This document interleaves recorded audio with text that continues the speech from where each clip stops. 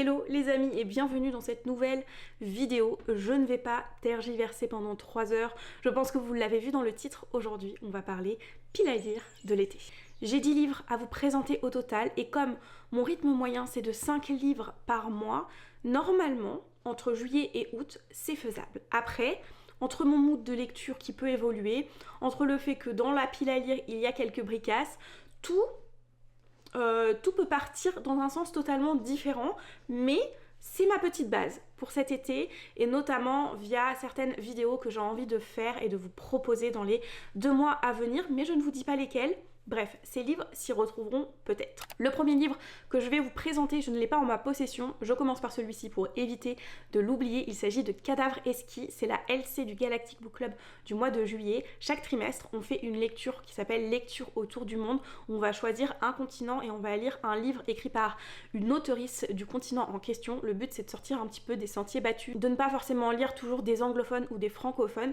Et pour cette LC autour du monde, on a donc choisi Cadavre Exquis puisque c'est écrit par une auteurice argentine. Je n'ai plus le nom de l'autrice en tête puisque je n'ai pas le livre avec moi, mais vous le voyez affiché quelque part. C'est un roman qui peut, je pense, extrêmement me plaire puisque les thématiques abordées vont être très liées à l'élevage et à la cause animale, vu que dans ce roman, les animaux ne sont plus en capacité de nous fournir de l'alimentaire, on va dire. Je ne sais pas, je crois qu'il y a un virus ou quelque chose qui fait qu'on ne peut plus les manger et il en résulte un tout nouveau type d'élevage, l'élevage d'humains pour nourrir d'autres humains. J'ai hâte de le lire, ça va être peut-être un peu glauque, mais je pense vraiment que ça peut toucher des thématiques qui me plaisent, donc j'ai hâte de découvrir ça avec les autres membres du Galactic Book Club. Et en parlant de LC, il y aura aussi la LC du Garden Book Club, mon tout nouveau club de lecture qui n'est pas forcément lié à la science-fiction, ça peut être un petit peu de tout et de n'importe quoi en termes de choix, puisque chaque trimestre, je veux dire, je fais une petite sélection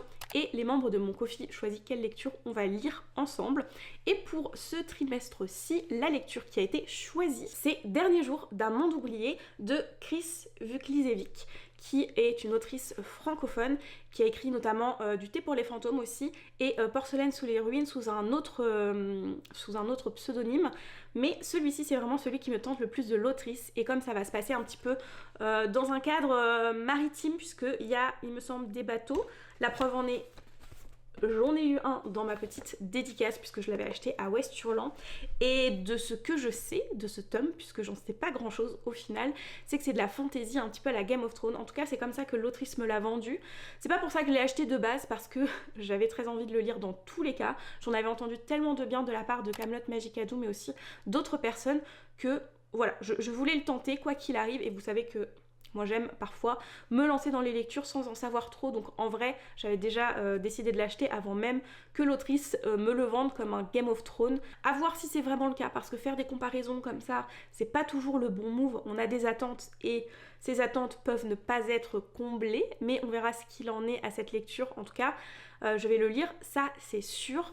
Et dans cette sélection que j'avais fait pour le Garden Book Club, il y avait d'autres livres bien sûr qui n'ont pas été choisis pour le coup, dont un que j'ai déjà dans ma pile à lire et qui me fait très envie, qui reste du coup dans cette thématique de mer, de bateau, et il s'agit ni plus ni moins de Robin Hobb avec Les Aventuriers de la Mer. J'aime beaucoup cette autrice, j'avais adoré L'Assassin Royal et ça fait très longtemps que je l'ai fini, donc il est temps que je m'y remette, que je me replonge dans cet univers et que je découvre cette histoire et ces nouveaux personnages. Je sais pas vraiment de quoi ça va parler exactement, je préfère me lancer là encore les yeux fermés dans cette histoire. Je fais totalement confiance à Robin Hobb et aux avis qui circulent par-ci par-là comme quoi c'est un chef-d'œuvre. Donc voilà, je vais me lancer et je vais essayer de le lire ce mois-ci ou au mois d'août ou sur les 2 mois parce qu'en vrai il est quand même assez gros et je compte lire vraiment toute l'intégrale puisqu'en France il est découpé en plein de tomes, mais en VO cette intégrale correspond vraiment au tome 1 et je préfère garder le découpage VO parce que pour moi si ça a été écrit de cette façon là c'est qu'il y a un espèce de sens et une logique dans l'écriture que je veux retrouver au cours de ma lecture. Il y a d'autres livres que j'avais mis dans cette sélection qui me font très envie mais je les ai pas dans ma pile à lire donc c'est pas forcément dans mes priorités. Mais qui sait, peut-être qu'ils seront lus aussi. J'y avais notamment mis Mer morte et Dans les profondeurs, je sais plus, mais vous avez le titre en question. Peut-être que ces 2 titres feront aussi partie des livres que je vais lire, ou peut-être pas. L'avenir nous le dira. Ensuite. Il y a d'autres livres qui peuvent rentrer dans une thématique assez estivale, puisque ça me fait énormément penser à la nature, et quoi de mieux que le printemps ou l'été, lorsque la nature est foisonnante, pour pouvoir profiter de cette ambiance très nature finalement.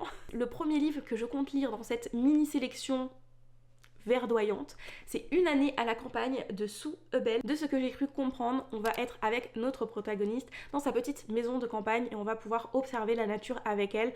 Je sais pas s'il y aura une vraie intrigue ou pas, si ça va être juste très tranche de vie, je pense que ce sera plutôt ça d'ailleurs, mais j'ai très envie de me plonger dans cette ambiance nature aux côtés de Sue Ebel. L'autre livre qui me donne aussi ces vibes très nature, printemps, été, c'est L'Arbre Monde de Richard Powers. Richard Powers que j'ai découvert grâce à Sidération, qui a été un énorme coup de cœur. J'espère que ce titre-là le sera aussi. Là encore, je ne sais plus exactement de quoi ça parle, mais ça va parler de nature, de communication entre arbres, il me semble. C'est tout ce qu'il me faut pour me lancer dans cette lecture. Ça, plus le nom Richard Powers, voilà, le petit combo qui me donne très envie. Ensuite, on va rentrer dans des lectures qui ne sont pas forcément très estivales, mais qui me donnent envie. Et on commence par La femme de ménage de Freda McFadden. J'ai bien envie de tenter ce petit thriller qui apparemment est très page-turner, et j'ai très envie en ce moment de livres justement qui se dévorent, où on commence et on n'a plus envie de s'arrêter. Donc j'espère retrouver cette ambiance-là avec ce petit thriller. Je sais plus là encore le résumé, donc voilà. Je vais arrêter de le dire, mais on en reparlera quand je l'aurai lu. Dans ma petite pile, on retrouve aussi du Maud Ventura avec mon mari qui traîne dans ma palle depuis bien trop longtemps, et ça sera Elisa qui va être contente de le retrouver ici parce que je sais qu'elle l'a adoré et qu'elle en fait un petit peu la propagande. Je l'ai en plus en audio aussi, il me semble. En tout cas, j'ai la possibilité de l'avoir facilement en audio, donc peut-être que je me l'écouterai cet été, peut-être que je le lirai en papier, ou peut-être que je ferai les deux, on verra bien, mais je pense que ça peut se lire très vite. Je pense là aussi qu'il y a un côté addictif qui peut rentrer en jeu, et vous voyez la mise en page est assez aérée. Donc, je n'ai aucune raison pour ne pas le sortir cet été. Elisa, si je ne l'ai pas lu d'ici fin août, tu pourras me taper sur les doigts. Au vu des dernières news, parfois un petit peu démoralisantes, mais on garde espoir, rien n'est perdu. Allez voter dimanche et voter intelligemment, hein, parce que clairement ici, on veut faire barrage au RN. On ne veut pas un gouvernement majoritairement extrême droite, hein, parce qu'on serait mal barré, mais du coup, j'ai très envie de me plonger dans un univers où justement la bienveillance, l'acceptation est de mise, parce que on ne sait pas comment on va être mangé d'ici une semaine. Donc un petit Becky Chambers pour être dans des valeurs sûres et dans des valeurs qui me ressemblent. Vraiment, il est temps que je sorte ce tome 3 que je procrastine depuis tant de temps.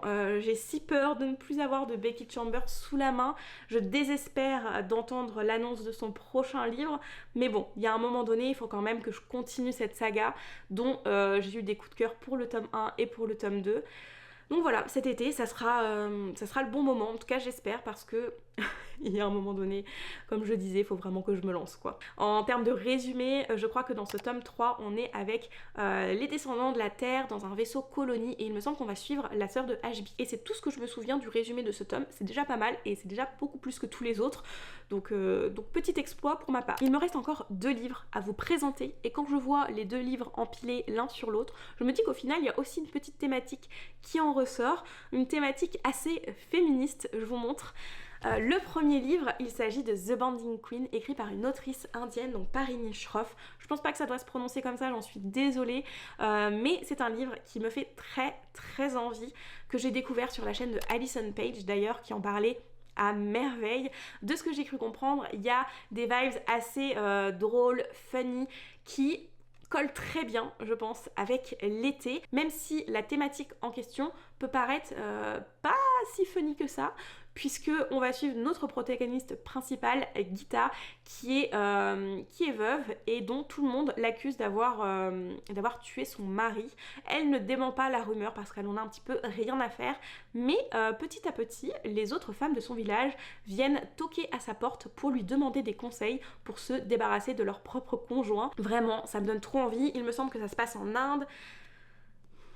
hâte, vraiment hâte de le lire. Le seul truc, c'est que c'est en anglais, donc la flemme peut prendre le dessus. À voir ce qu'il en est dans 2 mois. Peut-être qu'on fera un petit check de ce que j'ai lu, dans tout ce que je vous ai présenté. On verra, ça pourrait être une thématique de vidéo. Dites-moi si ça vous plairait ou pas. Et n'hésitez pas à me dire quel est le titre qui vous fait le plus envie parmi tous ceux que je suis en train de vous présenter. Et d'ailleurs, il m'en reste un à vous présenter, qui lui aussi est dans des thématiques un petit peu féministes, pas un petit peu, beaucoup féministes, puisqu'il s'agit de Toilette pour femmes de Marilyn French, qui est un petit classique du féminisme qui a été écrit, je sais plus, mais il y a un petit moment déjà, il y a un petit moment, dans les années 1977. D'ailleurs, c'est Sarah Idrizi qui a revu la traduction. J'ai pas dit les traducteurs pour les autres livres, honte à moi. Je vous les aurais mis, je pense, à l'écrit. Dans la vidéo pour me rattraper, mais Sarah, elle est sur les réseaux sociaux et j'adore la suivre, donc ouais, je suis contente de pouvoir lire ce livre pour découvrir un classique du féminisme, et aussi pour pouvoir soutenir Sarah justement. Au niveau du résumé, je ne sais plus exactement, mais on est plus sur une femme qui va s'émanciper, je pense, du patriarcat, de son mari, etc. En vrai, je vous dis ça, mais c'est juste des suppositions. Là encore, on fera le point quand j'aurai fini pour vraiment vous dire de quoi il en est. Voilà en gros pour ma petite sélection. Est-ce que j'arriverai à tout lire? Je ne sais pas, parce qu'il y a quand même 2 grosses briques, mais en vrai j'ai essayé d'être assez réaliste et du coup c'est largement faisable, et c'est peut-être les livres que vous retrouverez au cours des 2 prochains mois sur ma chaîne YouTube, parce que je ne compte pas m'arrêter pour cet été. Moi je reprends mon rythme justement, donc voilà, si vous avez envie de voir des petites vidéos cet été, je serai là. Et sur ce, eh bien n'hésitez pas à mettre des petits commentaires pour donner un petit peu de boost à cette vidéo, pour me donner du boost en termes de motivation, soit en me disant quel est le livre qui vous tente le plus dans cette pile à lire, soit si vous ne savez pas trop quoi écrire, mettez des petits soleils pour justement cet été très très ensoleillé. Bref, je parle déjà trop pour cette outro, donc je vous laisse ici et je vous souhaite à tous un très bel été, de très bonnes lectures, et on se retrouve très vite dans de nouvelles vidéos. Salut!